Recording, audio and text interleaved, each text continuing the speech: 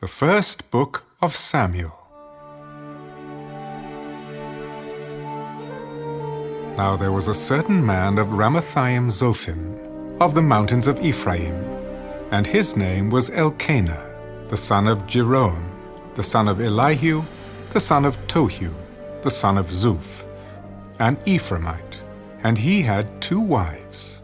The name of one was Hannah, and the name of the other Peninnah. Peninnah had children, but Hannah had no children. This man went up from his city yearly to worship and sacrifice to the Lord of hosts in Shiloh. Also the 2 sons of Eli, Hophni and Phinehas, the priests of the Lord, were there. And whenever the time came for Elkanah to make an offering, he would give portions to Peninnah his wife, and to all her sons and daughters.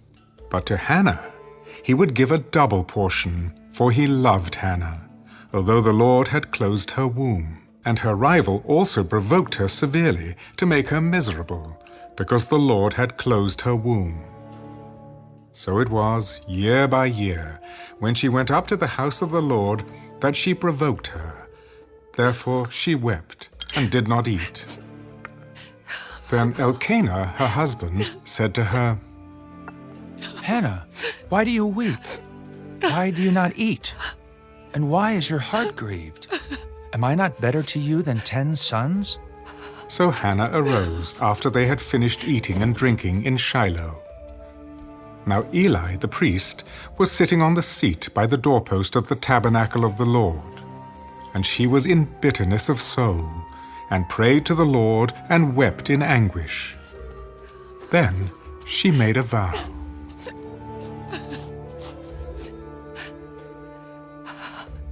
O Lord of hosts, if you will indeed look on the affliction of your maidservant, and remember me, and not forget your maidservant, but will give your maidservant a male child, then I will give him to the Lord all the days of his life, and no razor shall come upon his head. And it happened, as she continued praying before the Lord, that Eli watched her mouth. Now Hannah spoke in her heart, only her lips moved, but her voice was not heard.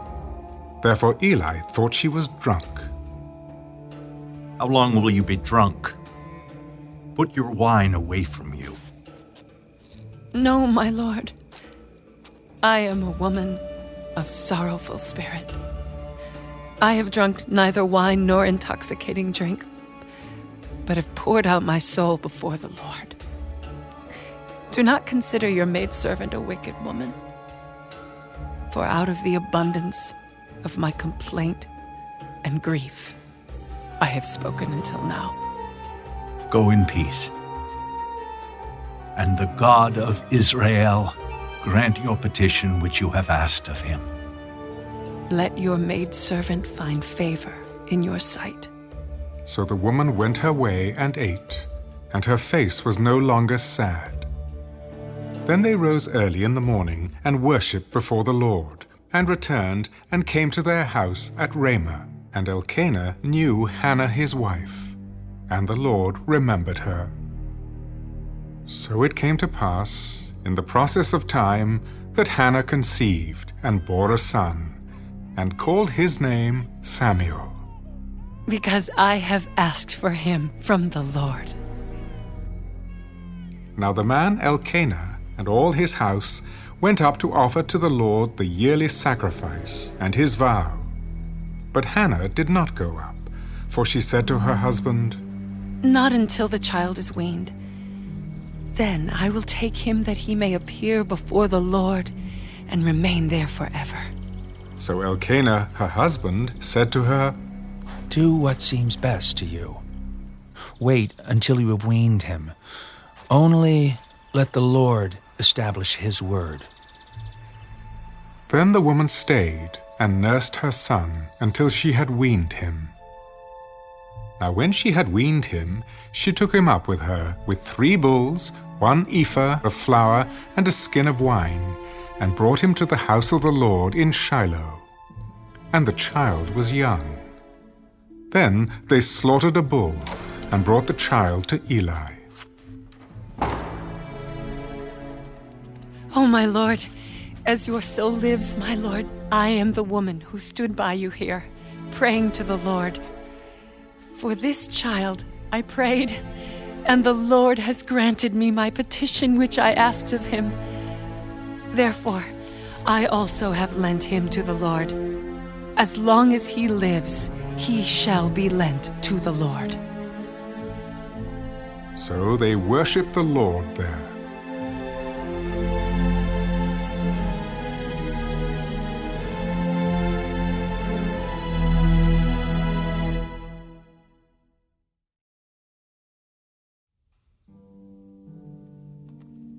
And Hannah prayed, My heart rejoices in the Lord. My horn is exalted in the Lord. I smile at my enemies because I rejoice in your salvation.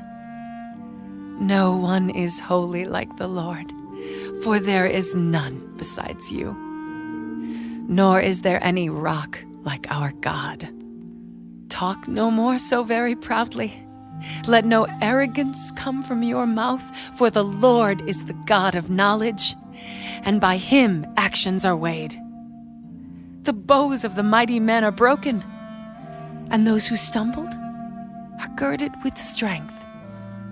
Those who were full have hired themselves out for bread, and the hungry have ceased to hunger. Even the barren has borne 7. And she who has many children has become feeble. The Lord kills and makes alive. He brings down to the grave and brings up. The Lord makes poor and makes rich. He brings low and lifts up.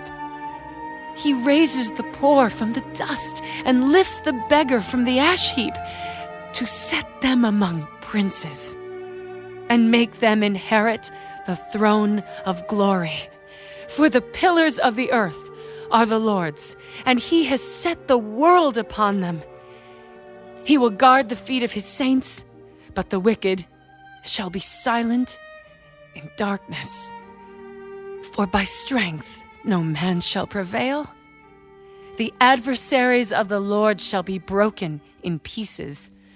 From heaven he will thunder against them. The Lord will judge the ends of the earth.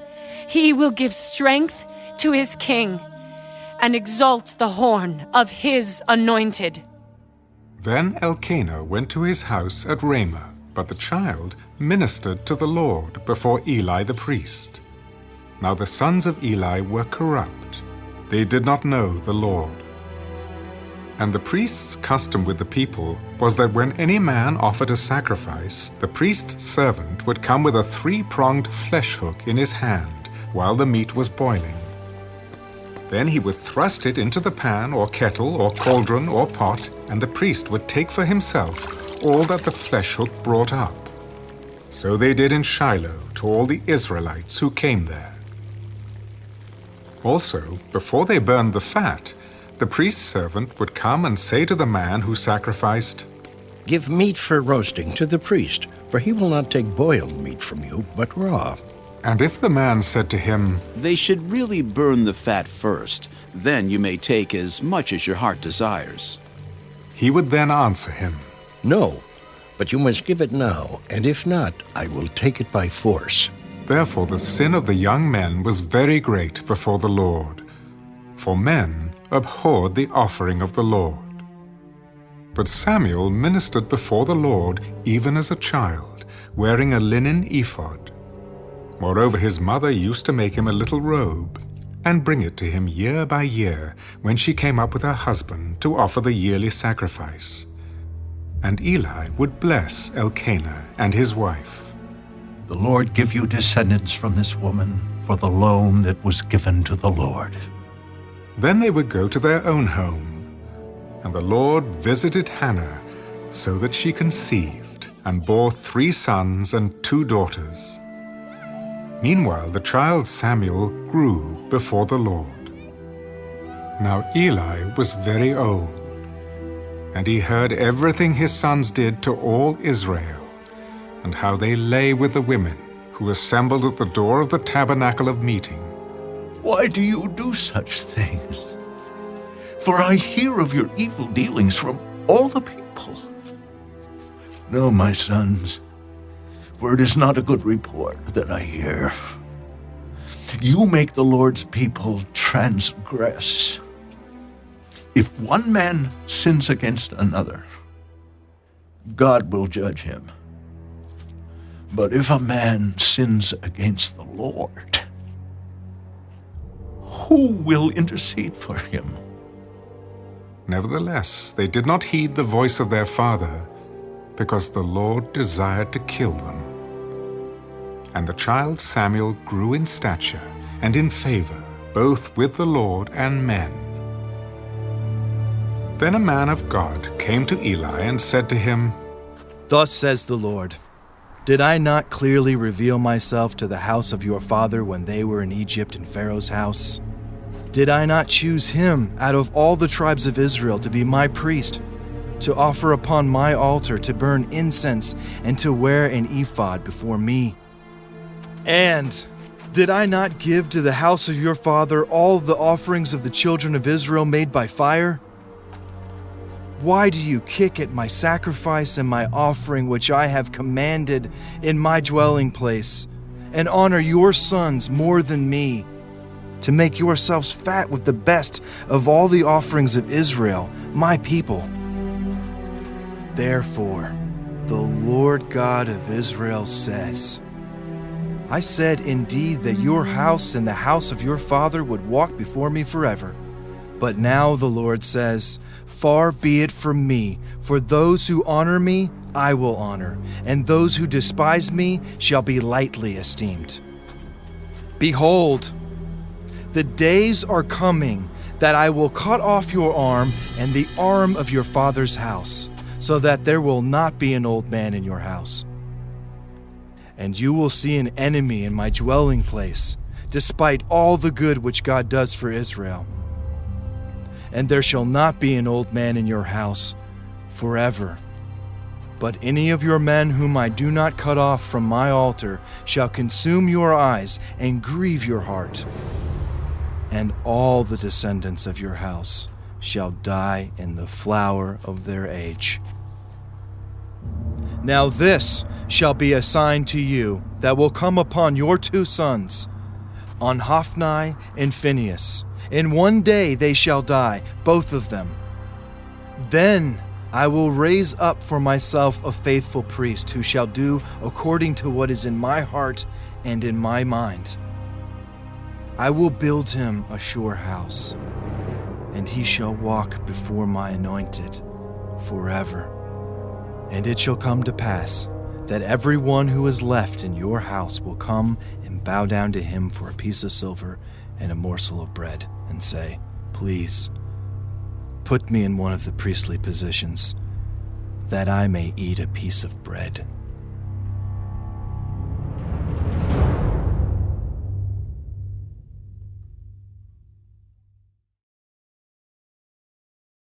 Now the boy Samuel ministered to the Lord before Eli.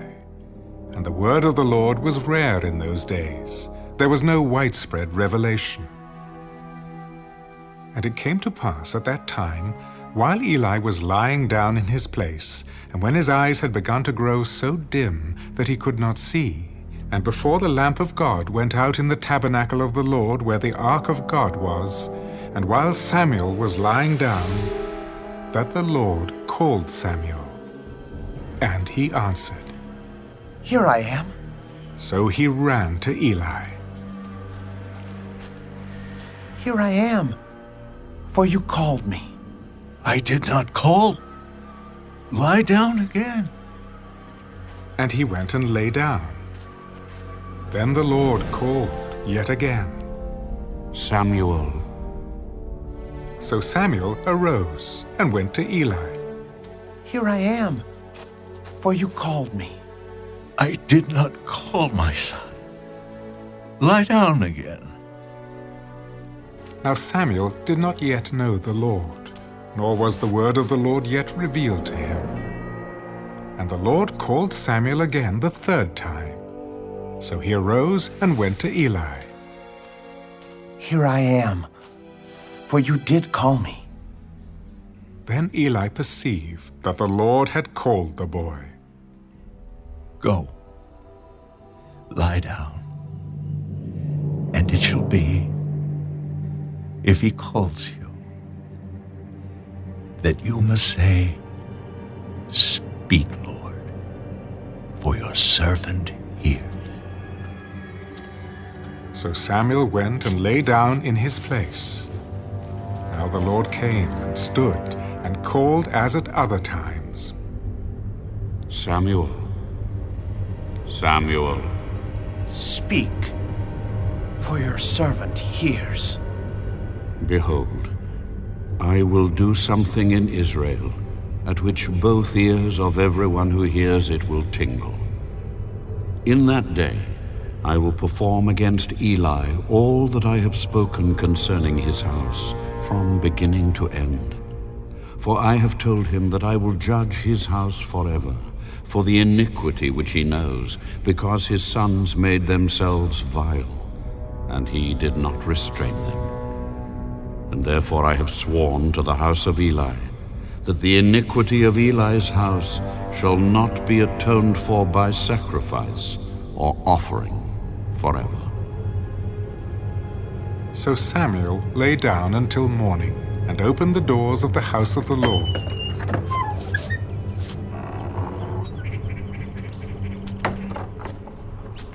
And Samuel was afraid to tell Eli the vision. Then Eli called Samuel. Samuel, my son, Here I am. what is the word that the Lord spoke to you? Please do not hide it from me. God do so to you and more also, if you hide anything from me of all the things that he said to you. Then Samuel told him everything and hid nothing from him. It is the Lord. Let him do what seems good to him. So Samuel grew, and the Lord was with him, and let none of his words fall to the ground. And all Israel, from Dan to Beersheba, knew that Samuel had been established as a prophet of the Lord. Then the Lord appeared again in Shiloh, for the Lord revealed himself to Samuel in Shiloh by the word of the Lord.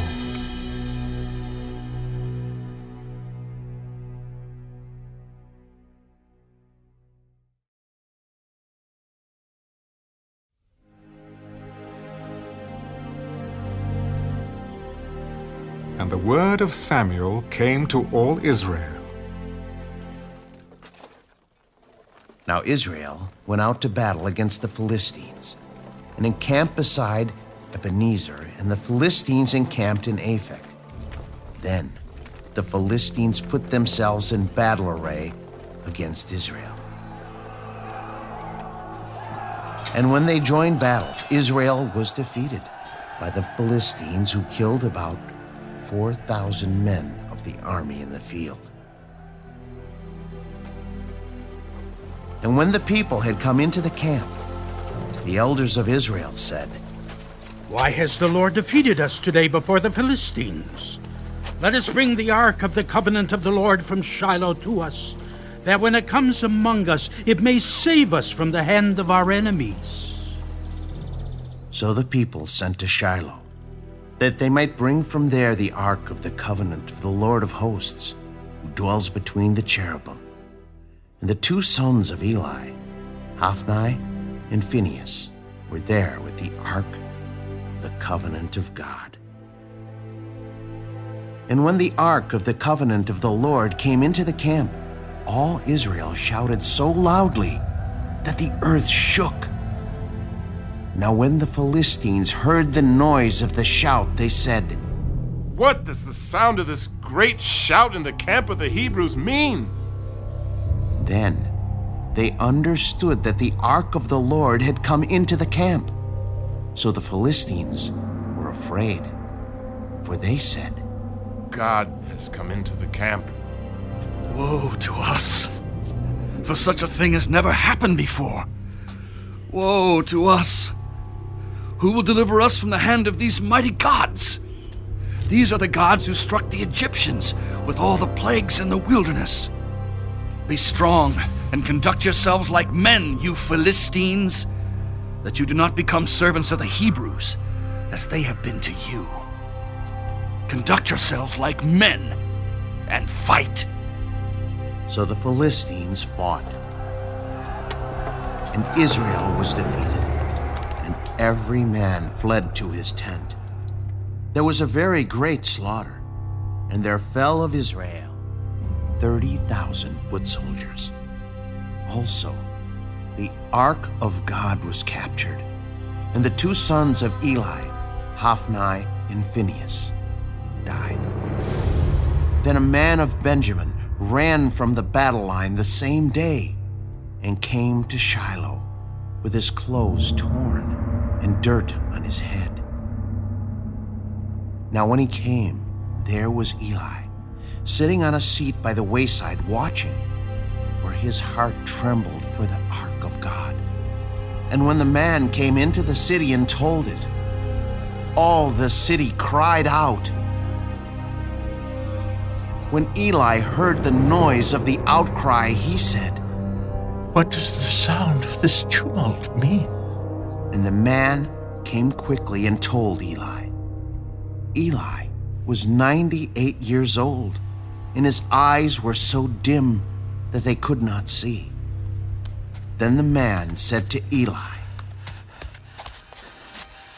I am he who came from the battle, and I fled today from the battle line. What happened, my son? Israel has fled before the Philistines, and there has been a great slaughter among the people. Also, your two sons, Hophni and Phinehas, are dead, and the ark of God has been captured. Then it happened, when he made mention of the ark of God, that Eli fell off the seat backward by the side of the gate, and his neck was broken, and he died. For the man was old and heavy, and he had judged Israel 40 years. Now his daughter-in-law, Phinehas' wife, was with child, due to be delivered.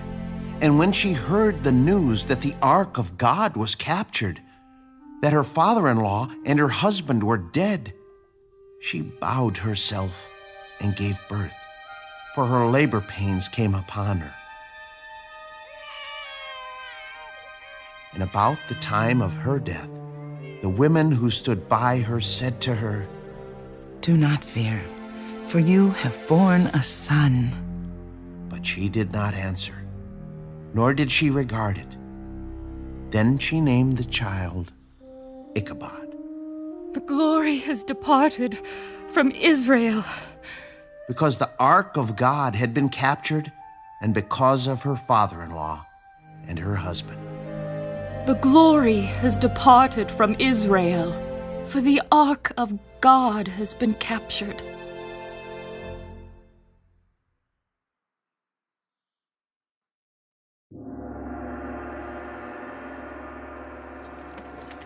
Then the Philistines took the ark of God and brought it from Ebenezer to Ashdod. When the Philistines took the ark of God, they brought it into the house of Dagon and set it by Dagon. And when the people of Ashdod arose early in the morning, there was Dagon, fallen on its face to the earth before the ark of the Lord. So they took Dagon and set it in its place again. And when they arose early the next morning, there was Dagon, fallen on its face to the ground before the ark of the Lord. The head of Dagon and both the palms of its hands were broken off on the threshold. Only Dagon's torso was left of it. Therefore, neither the priests of Dagon nor any who come into Dagon's house tread on the threshold of Dagon in Ashdod to this day. But the hand of the Lord was heavy on the people of Ashdod, and he ravaged them and struck them with tumors, both Ashdod and its territory. The ark of the God of Israel must not remain with us, for his hand is harsh toward us and Dagon, our God. Therefore, they sent and gathered to themselves all the lords of the Philistines. What shall we do with the ark of the God of Israel? Let the ark of the God of Israel be carried away to Gath. So they carried the ark of the God of Israel away. So it was, after they had carried it away, that the hand of the Lord was against the city with a very great destruction. And he struck the men of the city, both small and great, and tumors broke out on them. Therefore, they sent the ark of God to Ekron. So it was, as the ark of God came to Ekron, that the Ekronites cried out, "They have brought the ark of the God of Israel to us, to kill us and our people." So they sent and gathered together all the lords of the Philistines.